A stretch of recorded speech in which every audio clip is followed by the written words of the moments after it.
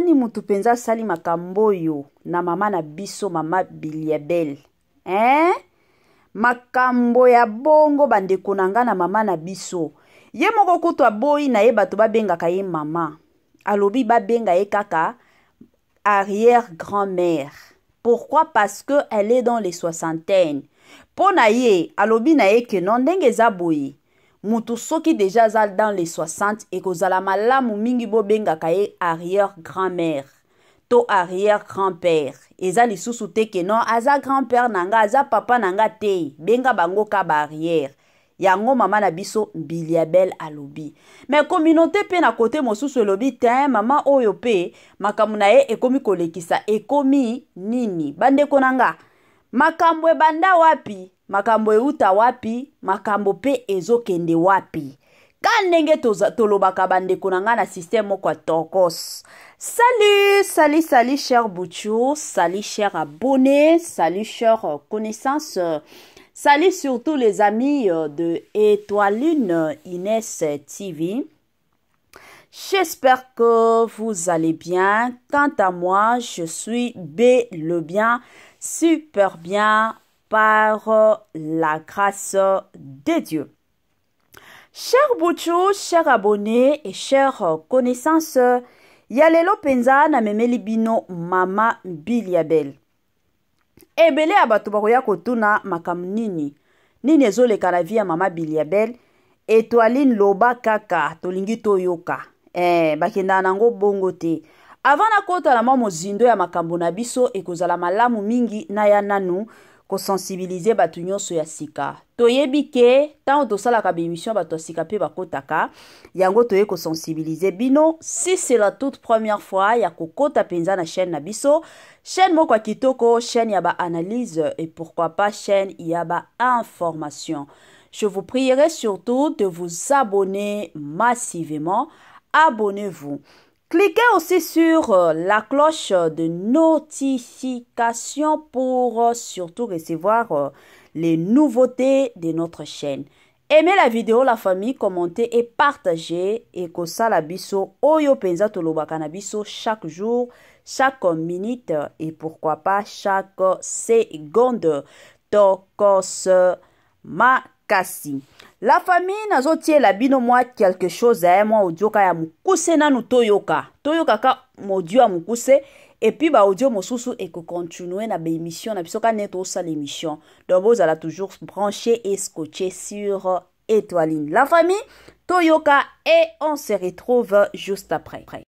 Naïbsi loro moko ebi nini basi à 20 ans balo bakati baba na miki basi non baba na miki te papi basi à 20 ans baba maman. Basi à 40 ans, baza ba grand-mère. Biso 60 ans, tozali ba arrière-grand-mère. Je te dis la vérité, je ne mâche pas les mots. 80 baza ba arrière. Grand merci na balandi nyonso Étoiline Inès TV. Grand merci na ba o nyonso balandaka biso. Na ye kopesa bambote nanga na ye moko Linda Bukulu ya balinda na pesi bambote na ye moko Madame Judith Diampovisa na pesi bambote na ye moko Mama Céline Kaba bambote nanga na ye moko Madame Marie-Josée Chala, Madame Marie-Josée Mafuta bisika nyonso ozali. Madame Marie-Josée Mafuta lobi alingaka nga mingi nga pe na lela yo na système moko ya Tokos kanenge zalaka. Bambote na mama Joséphine, bambote na mama Titi, bambote na mama Tina Sambia, bambote nanga na mama Eugénie Zemanga.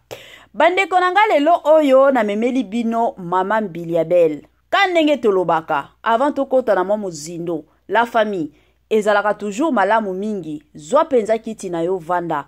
Tango zo vanda kawana, tia mwa mai na yo pembeni, tia mwa jus na yo pembeni, tia mwa sucre na yo pembeni.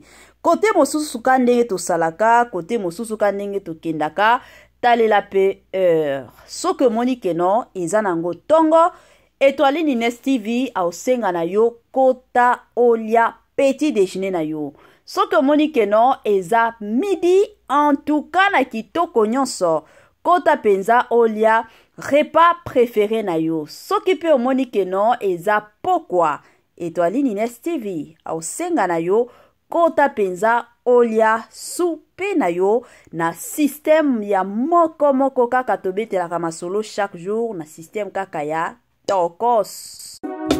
Mama 2024 Gavker to yelibino solution pour na ba problème ya trompe, fibrome, myome, kyste, règle abondante. Gavker to zali na solution. Yo oyo kota ménopause atana 65 ans na Gavker oko simba mwana ebongo oyo etali fertilité masculine. Ba papa to bosani binoté, faiblesse sexuelle, éjaculation précoce, insuffisance des spermes, topé agrandissement de pénis. Posa ya mwasi ekimayo kimobali etelemaka bien te awa yo kayango etelemi ebongo oyo etali loposo vergeture babengi nduta bouton tache acné. Gavker ba produit ya solo teint uniforme na 5 jours ya pamba oteli talendenge bimi kitoko na feti tozali na gamme complet ya kopakola ya injection ya comprimé na ya suppositoire.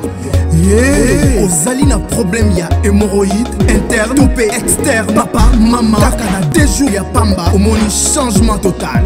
Pour la maladie ya tension, diabète, AVC, topé, obésité, lobiko ezali perte de poids sans okota salle de sport.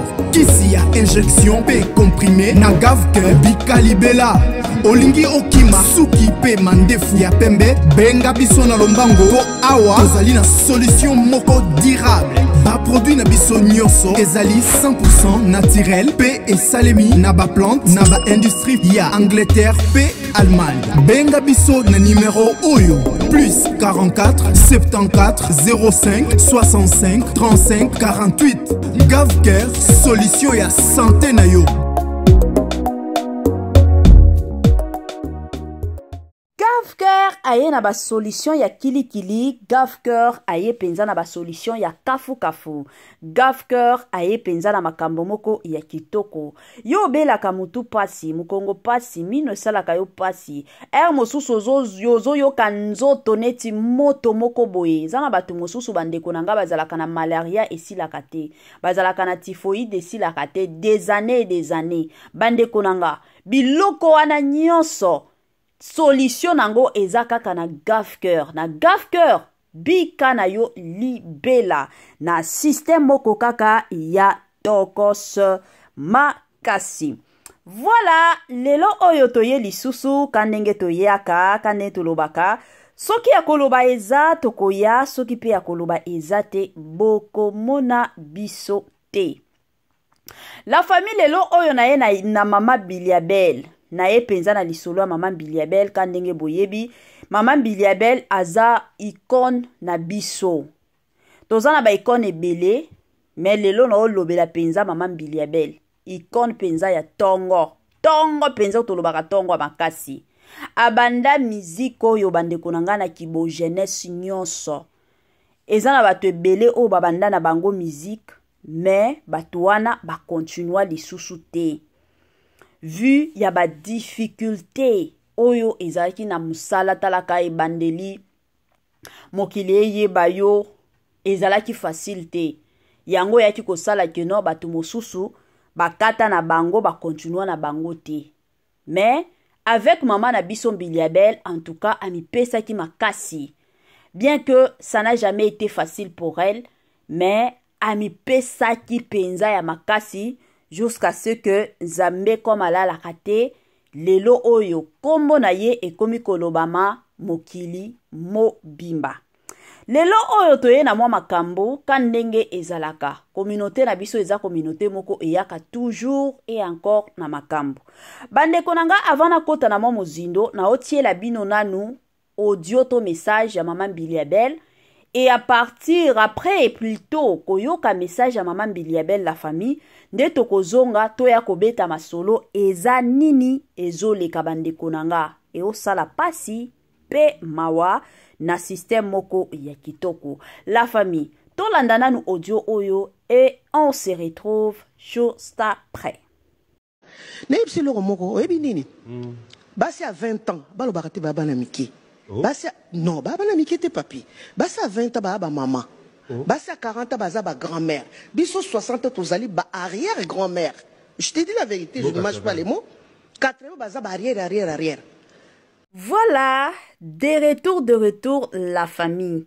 Je suis sûre et certaine que Ebele Abatu, Touti Kolanda, audio ya mama na biso Mbili Abel. Touti penza koyo kango na bukebi nyonso. Touti penza kolandango na kitoko otolobaka penza kitoko nyonso. La famille. Kandenge boyebi, mama Mbili Abel aza ikoni ya mboka na biso, aza mama moko amipesaka deja respect, amipesaka penza respect a makasi. Azalaka neti ba mama te, azalaka bongo te. Ata ndenge batu balobaka, mama Mbili Abel pe mosusu alekisaka bibina bina. Kobina mama Mbili Abel ebanda depuis tango abanda carrière na ye. Donc ye deja banzembo na ye nyonso ezalaka kaka mata kita na kobina. De nature abina kana ye makasi. Batu mosusu mosusu balobaka lateli bon. Biso moko toyebi. Surtout na ba musique na bango o bayembaka. Eza te que non eza musique gospel, mais eza nango ba musique profane. Siko ba musique wana ezalaka toujours mutu faut alata, eza na musique mosusu il faut alata soki ndenge nini, mosusu il faut akendaka pe ndenge nini ezalaka kamwa bongo. Et yaki kosala ke non mama na biso Mbili Abel akotaki interview. Ka ndenge tomonaka batu nyonso bakotaka ba interview, na interview wana babetaki masolo ya nyonso. Eza na makambo mosusu tokomemela bino ka ndenge tokendaka nango tokendaka malembe.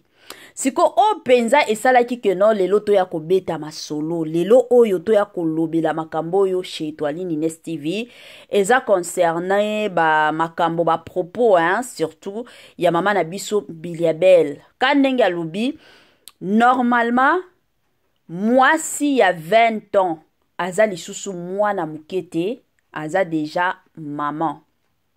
Il faut aza déjà maman. Donc à l'âge déjà de 20 ans, il faut mwasi abota. Waneza ya liboso. Alobi ami balé eza que à 40 ans, okomi déjà grand-mère. Otoloba kanabiso koko, meme, mami, hale.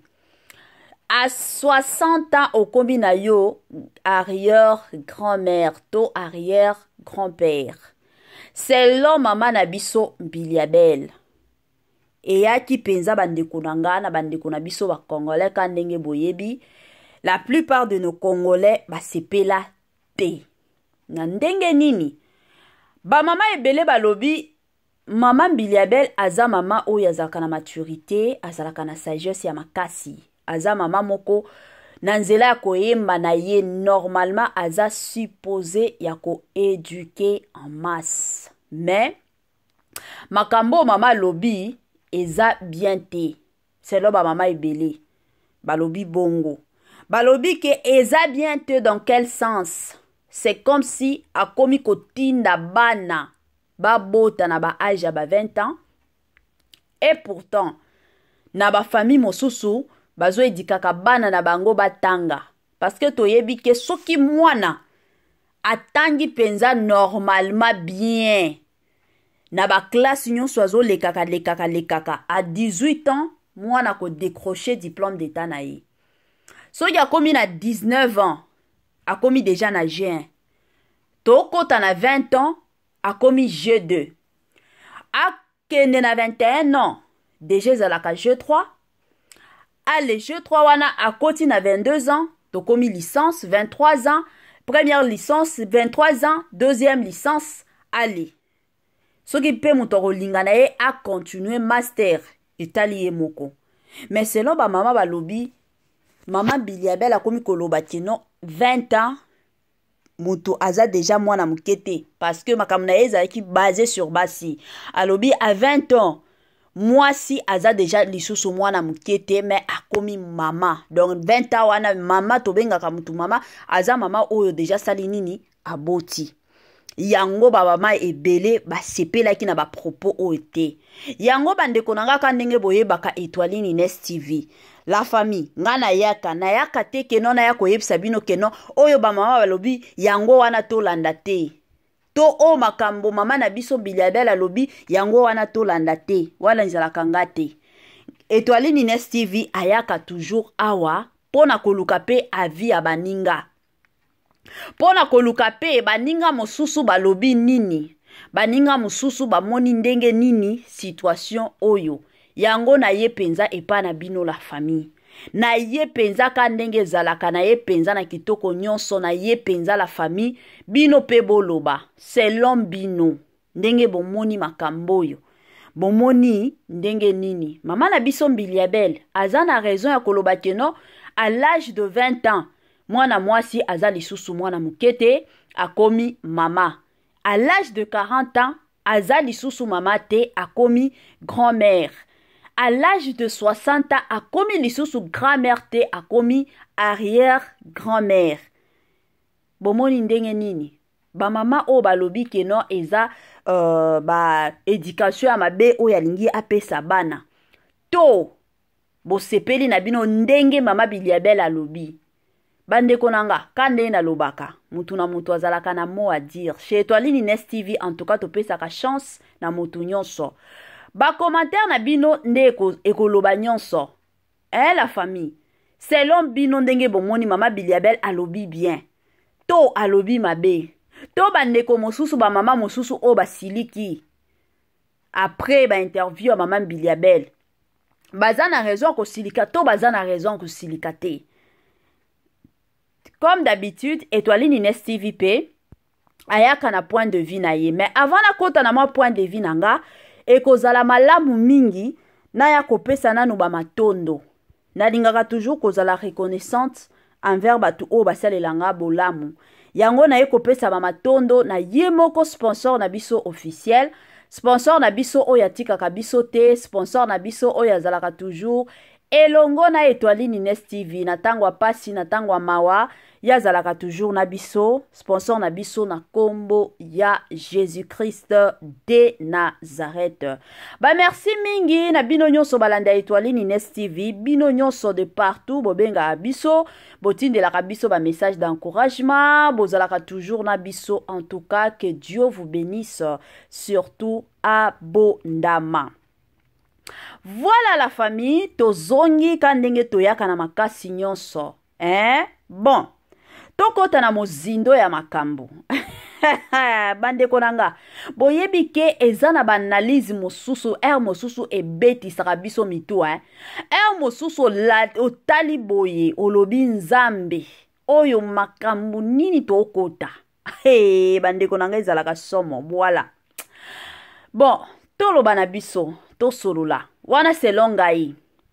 Soki na koti na kote ya mama na biso Mbiliabel na ndenge alobi déjà à 20 ans mwasi akomi maman azalaka lisusu mwana mukete à l'âge de 40 ans akomi na ye grand-mère à l'âge de 60 ans akomi na ye arrière-grand-mère. Bon na makambo na koti koloba ezaka keno Mama Biliabel côté mosusu aza na moi raison. Aza na moi raison dans quel sens? Parce que ndenge zabo eza na bana mosusu la famille te to machaka ba mote. Bablo mosusu to lobaka. Eza na bana mosusu déjà à l'âge de 15 ans. Eza ba mosusu o déjà bazwa zemi à l'âge de 15 ans. Na 15 ans wana eza na ba parents mosusu o balongola bana na bango ba zemi. O na ajo koki kobota te. Na ajo koki kobota te. Eza na bana mosusu à l'âge de 20 ans wana to loba. Déjà ba yebi makam nyonso ba salaka. Oyo penza ba salaka na ndako libala. To loba ngo ka bongo. Ba yebi déjà ba makam nyonso à l'âge de 20 ans mwana si ayebi nyonso. Ayebi déjà nyonso na ba parents ba yebi ke ndenge mwana zaboye ayebi tout. Sikoyo ba mosusu kande na lobi basi balongola bazemi mais na bana pe mosusu à l'âge de 20 ans ayebi na yelo côté na mutu na eza kaka na tanga na silisa classe na tanga na silisa classe ba mosusu baza mwa bongo mais soki totali sur la majorité des choses sur 100% bana basi à 20 ans ba o basi ba boti Tokoti kokota ta na 70%. to soki tosangisi bango nyonso na ba o babota na ba o balongola bazemi bandeko na nga tokoki kokota ta na 93%, peut-être 7% ya bana nde bana oyo bayebi na bango nanu eloko te, makanisi na bango eza tokende wapi totanga to continue ba étude na biso tozala na vie ya bien tozala pe batu un jour eza mwa bongo. Donc soki totali na parcours to na makambo o mama na biso Mbiliabel alobi, en tout cas la famille tota la majorité penza ya makambo basi à 20 ans ba o balongola bazemi ba o basi babota avant 20 ans eza mwa bongo. Baza lisusu ba jeune fille te bakoma ba mama, peut-être soki 7% wana ya basi o nanu bayebi makambo te, o nanu makanisi na bango eza kaka na tanga baolandelaka conseil ya baparent na tanga. Oui, peut-être, mais majorité ya makambo, majorité ya bato ebele kilelo oyo baza deja musika bayebi deja ebele. Donc eza mwa pasi, eza penza mwa pasi. Donc na côté nanga côté wana peut-être je m'excuse na koti koloba ke non ndenge eza boye mama na biso Mbiliabel aza na ye na raison. Côté mosusu kande ba mama mosusu balobi ke non musala na ye ezalaka koéduquer bato en masse, peut-être ko lancer message wana eza na bana mosusu po na ye makanisi na bango eza ke na tanga siko tango message ekoya epa na ye ke non à 20 ans déjà okomi maman eza na bana mosusu ka ba message a bongo bazalaka ayoki yango directement ti yango na mutu mwana peut-être azalaki na posé na ndako azalaki na vie ya mibali te mbala moko bomonika mutu ya mwana ekomi ko sauter après quelques mois boko bomonika mwana na zemi. Non, parce que tolandaki maman na biso Mbiliabel alobaki à 20 ans déjà il faut moi si tobenga kaye maman. Alors nakoki kozala mama te sanke nazala na mwana te batu mosusu bazalaka mosusu pe mwa bongo yango ba message mosusu ezalaka mwa pasi ko lancer yango en public. Rendez-vous à ne pas manquer le 19 mai 2024 au stade de Martyr avec le pasteur Moïse Mbiye. Bienvenue, welcome, karibu kwa wote. L'invitation est cordiale à tout le monde, la famille dans mutu nyonso openza azalaka na posa okota na mozindo ya prière. Rendez-vous le 19 la famille na stade de Martyr avec le pasteur Moïse Mbiye. Jour wana bandeko nanga, adoration sur adoration, louange sur louange. Jour wana batu oyo babelaka, batu oyo bakota ba jeune na ba jeune ba priya ba solution ezate. Mais jour à le 19 la famille et kozalande somo stade de Martyr. Est-ce que vous êtes prêts? Est-ce que vous êtes prêtes? Wana toromona na kaka le 19 mai na stade de Martyr avec le pasteur, le plus grand pasteur surtout de la République démocratique du Congo na stade de Martyr.